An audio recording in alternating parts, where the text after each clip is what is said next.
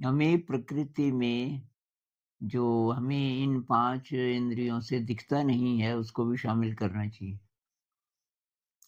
क्योंकि बहुत सारी चीज़ें हैं, तो आश्चर्य में डाल देती हैं कि वो कहाँ से आई? जैसे रामानुजन के गणित के जो सूत्र हैं, वो कहाँ से आए? और रामानुजन कहते हैं कि ब्रह्मांड को समझने में जो सबसे ज़्यादा मदद जो चीज़ कर सकती है, वो गणित है। और गणित के सूत्रों से वो ब्रह्मांड की संरचना को, ब्रह्मांड कैसे काम करता है, उसको पकड़ने की कोशिश करते थे। और वो उनकी अपनी क्रिएशन नहीं होती थी। वो कहते थे, ये नामागिरी देवी मुझे बताती है कि वो पहले खून से रंग देती हैं दीवार को और उस पे तब लिखती हैं उसको फटाफट। तो ये कहाँ से आया? तो प्रकृति का ये वाला हिस्सा, बड़ा बड़ा वाला शायद यही है जो अदृश्य है। जैसे आइंस्टाइन का E=mc², अब ये कहाँ से आया?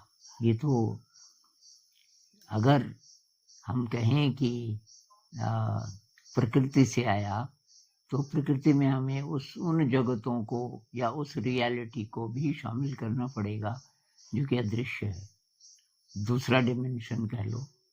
अब इससे बहुत सवाल जुड़े हुए हैं कि क्या बहुत सारे डिमेंशंस हैं, आयाम, बहुत सारे आयाम हैं सत्य के।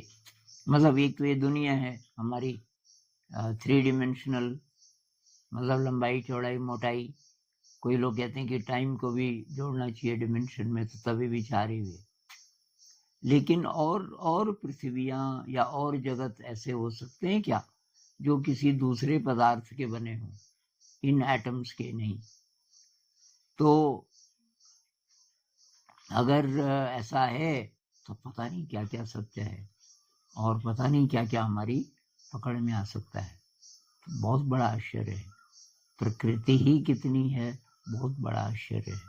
ये जो ब्रह्मांड है, कहते हैं 4% का पता चल सकता है, क्योंकि मैटर, ये वाला मैटर जो एटम से बना है 4% है, बाकी डार्क एनर्जी है और डार्क मैटर है। अब वो क्या है भगवान जाने। तो रहस्य तो है, लेकिन ये जो आपने लिखा है, ये इसमें जो बहुत कमाल की बात है वो ये है कि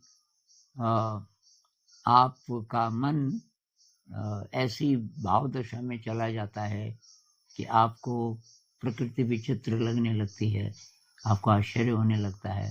ये बहुत कमाल की बात है। नमस्कार।